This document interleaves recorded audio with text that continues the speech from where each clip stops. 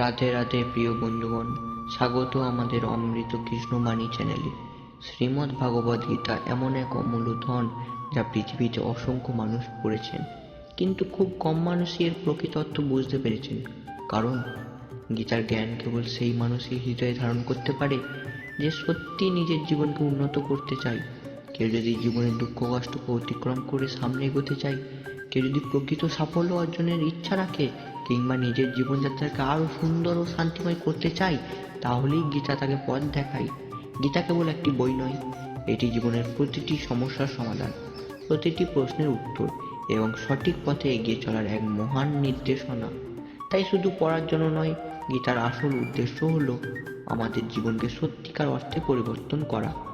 আজ আমরা সেই মহামূল্যবান গীতার 10টি শিক্ষার মধ্যে প্রথম 2টি শিক্ষা নিয়ে আলোচনা করব। আর হ্যাঁ বন্ধুগণ, যদি আপনাদের এই আলোচনা ভালো লাগে এবং গীতার প্রতিটি শিক্ষা নিয়মিত পেতে চান, তবে অবশ্যই আমাদের অমৃত কৃষ্ণবাণী চ্যানেলটি সাবস্ক্রাইব করে নিন এবং ঘন্টার বোতামটি টিপে রাখুন, যাতে একটিও শিক্ষা মিস না হয়।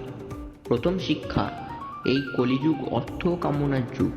এই যুগে মানুষ সম্পর্ক রাখে কেবল তখনই যখন তার নিজের স্বার্থ পূরণ হয়। যদি কারো কাছে তার কোনো কাজ হয়ে যায় কিংবা অর্থের লাভ হয়, তখনই সে মিষ্টি করে কথা বলে, আপন করে নেয়। কিন্তু সেই স্বার্থ ফুরিয়ে গেলেই তার আসল মুখ প্রকাশ পায়। আসলে মানুষের মনই তার সবচেয়ে বড় অস্ত্র। মিষ্টি কথা দিয়ে মানুষ নিজের স্বার্থ সিদ্ধির জন্য প্রশংসা করে, সম্পর্ক গড়ে তোলে, আপন করে নেয়। কিন্তু একবার কাজ শেষ হলে সব কিছু বদলে যায়। যদি কেউ এই ভানকে সত্যি ভেবে বসে, তবে একদিন তার হৃদয়ে গভীর আঘাত আসবেই। কথাই বলে, সময় এলে গাধাকেও বাপ বানাতে হয়। এই যুগের বাস্তবতা এমনই, যেখানে মানুষ নিজের লাভের জন্য যে কোনো পর্যায়ে নামতে পারে। এমনকি আজকের দিনে মানুষ নিজের মা বাবাকেও ছেড়ে দেয়, গুরুকেও ছেড়ে দেয়। সমাজে এমন দৃষ্টান্ত ভরপুর, যেখানে একজন মানুষ আর একজনকে নির্দ্বিধায় ঠকায় কেবল নিজের সুবিধার জন্য। একবার এক শহরে এক গুরুজির নাম খুব প্রসিদ্ধ ছিল, সবাই তাকে শ্রদ্ধা করত। সেই শহরের এক ব্যবসায়ী গুরুজির কাছে গিয়ে শিষ্যত্ব গ্রহণ করল। পরের দিনই সে নিজের দোকানে গুরুজির ছবি টাঙালো এবং লোকেদের বলতে লাগলো, আমার কাছ থেকে জিনিস কিনুন। আমি গুরুজির কসম খেয়ে বলছি, আমি কোনো লাভ করি না। সবচেয়ে ভালো এবং সবচেয়ে সস্তা জিনিস আমার কাছেই পাবেন। লোকেরা তার উপর ভরসা করতে লাগলো, কারণ তারা ভাবতো যে গুরুজির শিষ্য শপথ করে বলে সে প্রতারণা করতে পারে না। ধীরে ধীরে এই কথা গুরুজির কানে পৌঁছলো। একদিন গুরুজি নিজে সেই ব্যবসায়ীর দোকানে গেলেন এবং দেখলেন সত্যি সে তার নাম করে তার কসম খেয়ে ব্যবসা করছে। গুরুজি তাকে বললেন, তুমি আমার শিষ্য হয়ে মানুষকে ঠকাচ্ছ কেন? তোমার তো উচিত ভালো কাজ করা। তখন ব্যবসায়ী বললেন, আমাকে গুরু শিষ্য কিছু বোঝায় না, আমি কেবল নিজের লাভ বুঝি। আমি দেখেছি শহরে সবাই আপনাকে মানে, তাই আমি বুঝলাম আপনাকে গুরু বানালে আমার ব্যবসায় অনেক লাভ হবে। আমার ধর্মে কোনো আগ্রহ নেই, কেবল আমার মুনাফায় আগ্রহ। আপনার নাম নেওয়া শুরু করার পর থেকেই আমার ব্যবসা বাড়তে শুরু করেছে। এই কথা শুনে গুরুজির মনে প্রবল আঘাত লাগলো। তিনি ভাবলেন, কেমন সময় এসেছে মানুষ নিজের স্বার্থের জন্য গুরুকেও কাজে লাগায়। বাস্তবতা এই যে আজকের যুগে মানুষ অন্যের ক্ষতি করে হলেও নিজের লাভ ছাড়া কিছু ভাবে না। তাই মিষ্টি কথায় ভেসে গেলে চলবে না, চোখ খোলা রাখতে হবে, সত্যকে চিনতে হবে। সবচেয়ে বড় প্রতারণা হয় আপনের ভান করে। সাধারণত অচেনা কেউ আপনাদের আঘাত দেয় না, বরং যাদের আমরা নিজের বলে ভাবি, যাদের আমরা হৃদয়ের কাছের মানুষ ভাবি, তারাই আঘাত দেয়। মহাভারতের যুদ্ধ বাইরের লোকেদের মধ্যে হয়নি, হয়েছিল ভাইদের মধ্যে, এক পরিবারের ভেতরে।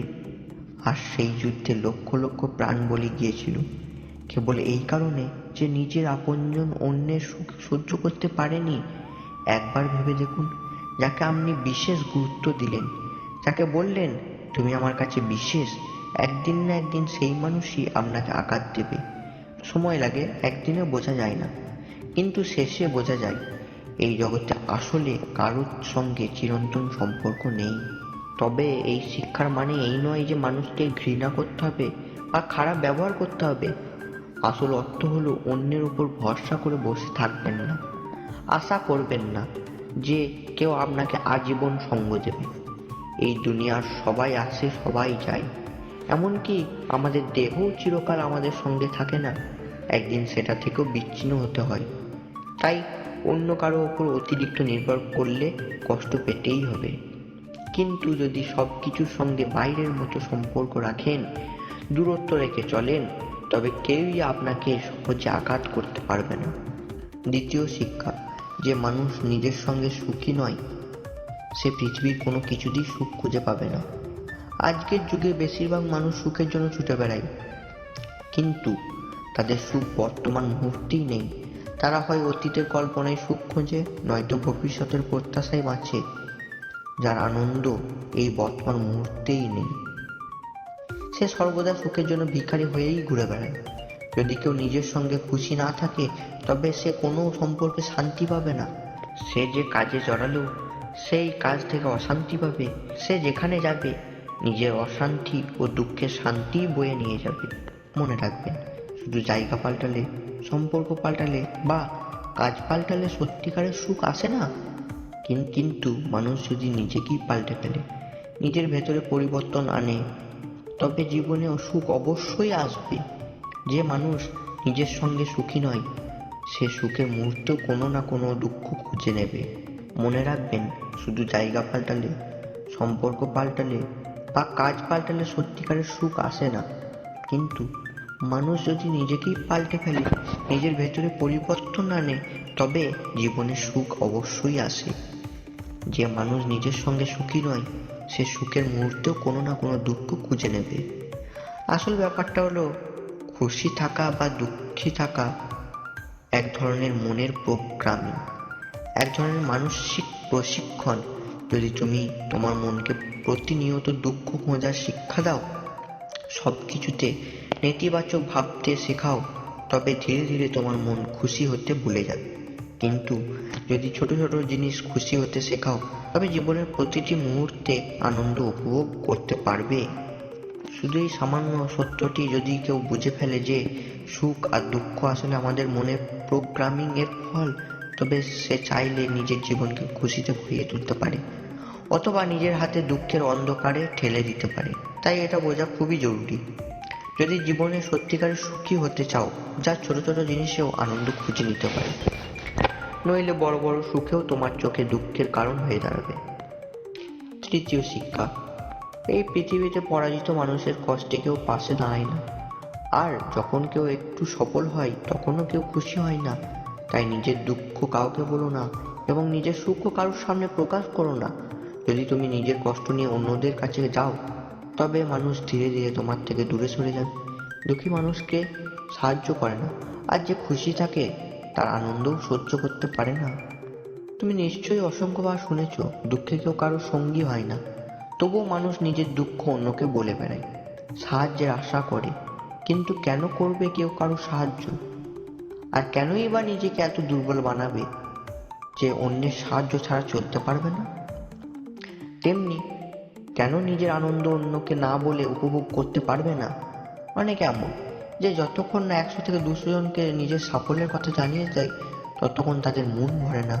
অথচ যখন তুমি তোমার আনন্দ বা সাফল্যের কথা আগেভাগেই সবার কাছে বলে ফেলো, তখন অনেক সময় তোমার কাজই আটকে যায় বা বিফল হয়ে যায়।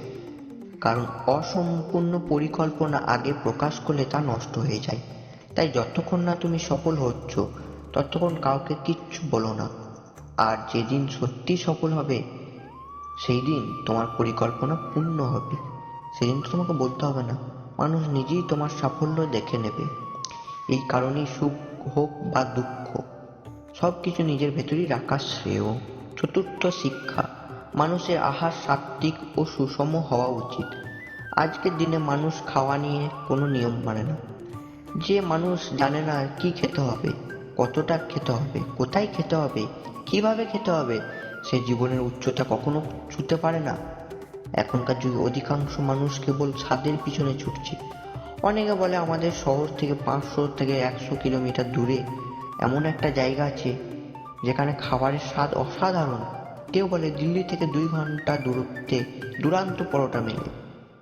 আমরা নিয়মিত ওখানেই যাই।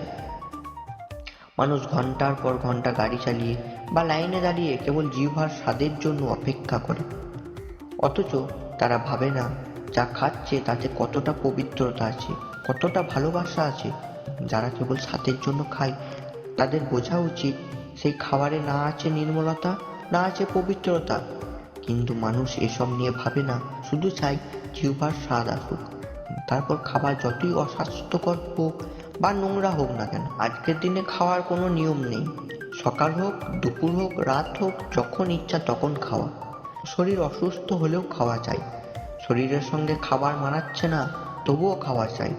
আমি নাসিক গিয়েছিলাম, যেখানে দেখলাম মানুষ মিশল পাও খাওয়ার জন্য 3 ঘন্টা পর্যন্ত লাইনে দাঁড়িয়ে থাকে। এ সত্যিই বিস্ময়কর। রাস্তায় গাড়ি চালাতে গেলে 1 সেকেন্ডও দাঁড়াতে পারে না, এমন দৌড়ঝাঁপ করে যেন ভূমিকম্প এসেছে। কিন্তু খাবারের জন্য ঘন্টার পর ঘন্টা অপেক্ষা করে। এ যুগের মানুষ খাওয়াকেই জীবনে লক্ষ্য করে ফেলেছে। কিন্তু শ্রীমদ্ ভগবদ্ গীতা শেখায়, মানুষ যেমন আহার করে তার মনও তেমন হয়। শ্রীকৃষ্ণ বলেন, সাত্ত্বিক আহার করলে মন শান্ত হয়, আনন্দে থাকে। আর যে রাজসিক বা তামাসিক আহার করে তার মন চঞ্চল, খিটখিটে এবং অশান্ত হয়ে যায়। যে খাদ্য তুমি দেহে দিচ্ছ সেটাই তোমার চিন্তায় রূপ নেয়, অভিজ্ঞতায় রূপ নেয়। গীতার 6ষ্ঠ অধ্যায়ে শ্রীকৃষ্ণ স্পষ্ট বলেছেন, আহার 3 প্রকার: সাত্ত্বিক, রাজসিক এবং তামসিক। সাত্ত্বিক আহার আয়ু বাড়ায়, মনকে প্রশান্ত করে, তৃপ্তি ও আনন্দ দেয়। রাজসিক আহার দুঃখ, শোক ও রোগ আনে। তাই অত্যধিক ঝাল, মশলাদার, উত্তেজক খাবার রাজসিক বলা হয়েছে। আর যে খাবার ঘন্টার পর ঘন্টা আগে রান্না হয়, প্রাণী হত্যা করে তৈরি হয়, অপবিত্রভাবে রান্না হয় কিংবা নেশাজাত দ্রব্য মেশানো হয়, তাকে তামসিক বলা হয়েছে। যেরকম খাবার তুমি গ্রহণ করবে তোমার বুদ্ধি ও মনও তেমনই হবে, আর তোমার জীবনও তেমনই গড়ে উঠবে। তাই গীতা শেখায়, যদি সুখী জীবন চাও তবে সর্বদা সাত্ত্বিক ও সুষম খাবার গ্রহণ করো।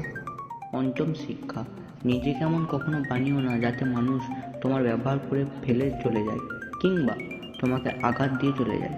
জীবনে কখনো নিজেকে বেচারা ভেবে বাঁচতে নেই। এতে মানুষ তোমাকে ভালো ভাববে না, বরং সুযোগ বুঝে তোমার সুযোগ নেবে। তুমি কেমন হবে সেটা তোমার নিজের হাতে। যদি তুমি এমন হও যে সবাই এসে সহজেই তোমাকে আঘাত করতে পারে, সহজেই তোমাকে ব্যবহার করতে পারে, তবে ভেবে দেখো কেন মানুষ তোমাকে এত সহজে আঘাত দিতে পারে। কারণ কিছু মানুষ আছে যাদের কাছে গিয়েও লোকেরা ভয় পায়। যার মন শক্ত তাকে সহজে কেউ আঘাত করতে পারে না, কিন্তু যার মন দুর্বল চিন্তা ভাবনা নিয়ে বাঁচে তাকে আঘাত করা খুব সহজ। তাই সবচেয়ে প্রয়োজনীয় হলো মনকে শক্ত করা, চিন্তাকে শক্ত করা। যদি দুর্বল মন নিয়ে বাঁচো তবে জীবনের প্রতিটি ধাপে তোমাকে আঘাত পেতেই হবে।